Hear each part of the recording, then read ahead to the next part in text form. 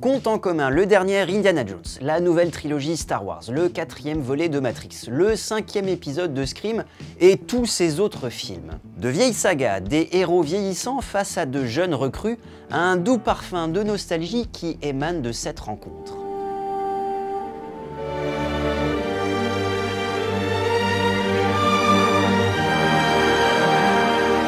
Ce sont des legacyquels dans le jargon hollywoodien. Un mot valise qui rassemble legacy pour héritage et sequel pour suite, legacyquel.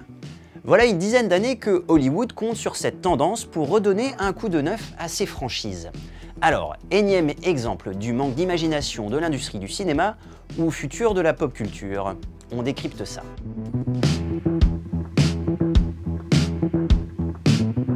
Si le concept de legacyquel est bien une invention hollywoodienne, le mot, lui, est la trouvaille de l'américain Matt Singer, journaliste sur le site Screen Crush, qui l'a théorisé dans un article de 2015. Just kind of fiddling around with ideas, legacy, it really suited what these movies were about, and legacyquel just kind of, it sounded so nice. L'expression est, avouons-le, très bien trouvée, si maligne qu'elle a fait son chemin pour se frayer jusque dans une scène du dernier Scream.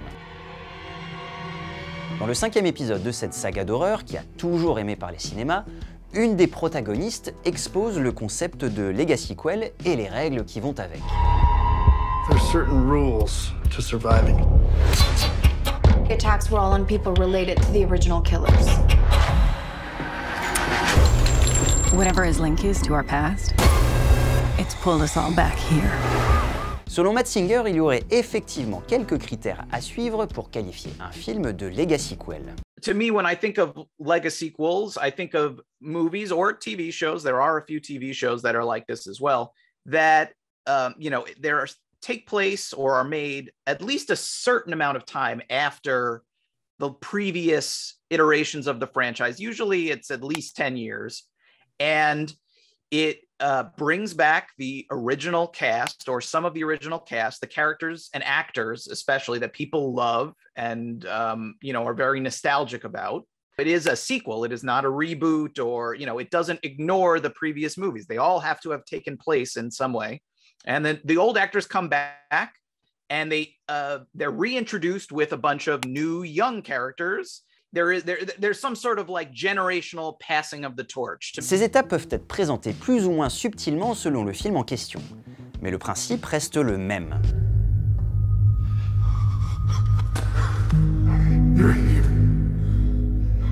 Que ce soit dans Indiana Jones et le royaume du crâne de cristal, Tron l'héritage, Creed, Ghostbusters ou la nouvelle trilogie Star Wars, des héros vieillissants passent la main, leur chapeau, leur gant de boxe, leur pack de protons ou leur sabre laser à des versions plus jeunes d'eux-mêmes. On peut même faire remonter les origines du legacyquel jusqu'à La couleur de l'argent de Martin Scorsese en 86. Cette suite de l'arnaqueur, 20 ans plus tard, montre le personnage de Paul Newman former le novice Tom Cruise. Hey, I'm back. Ces films ne versent effectivement ni dans le remake, qui consiste à refaire un film en le remettant au goût du jour, ni dans le reboot, une variation brutale du remake qui consiste à relancer de zéro une franchise, ni dans la sequel, qui continuerait simplement l'histoire précédente là où elle s'est arrêtée.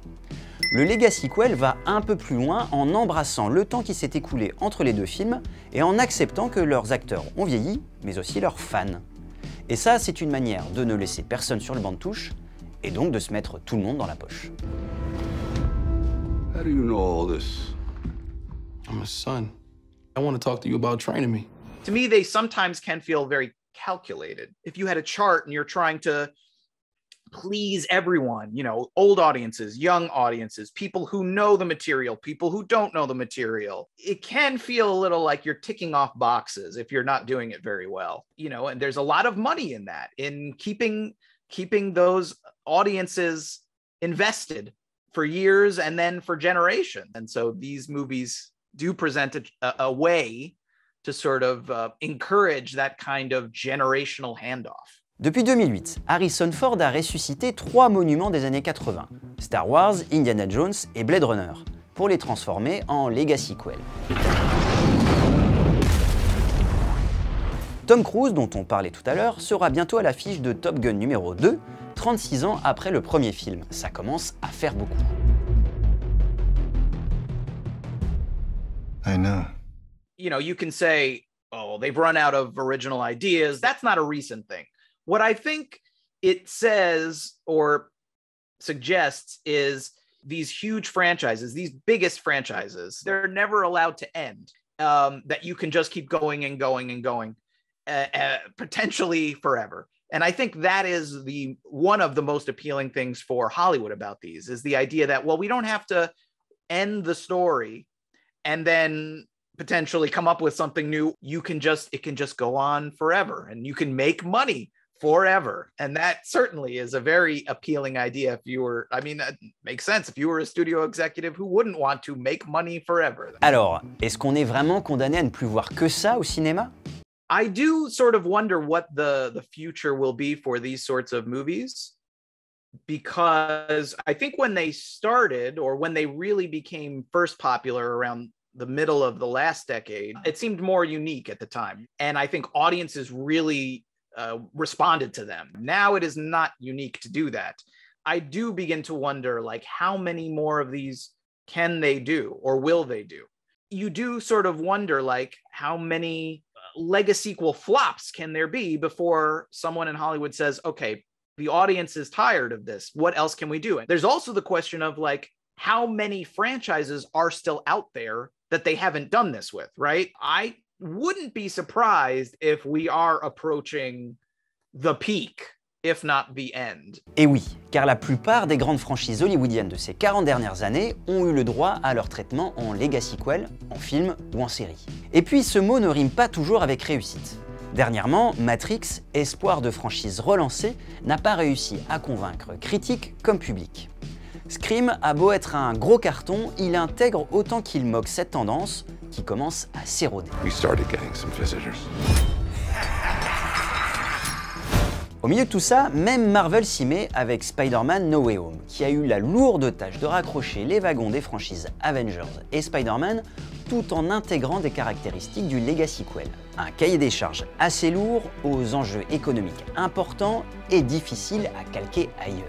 Si la tendance dure assez longtemps, on pourra toujours convoquer les franchises d'aujourd'hui pour en faire des legacy-sequels dans 10 ans. En attendant cela, difficile de dire quel sera le prochain filon pour remplir les salles en faisant du neuf avec du vieux.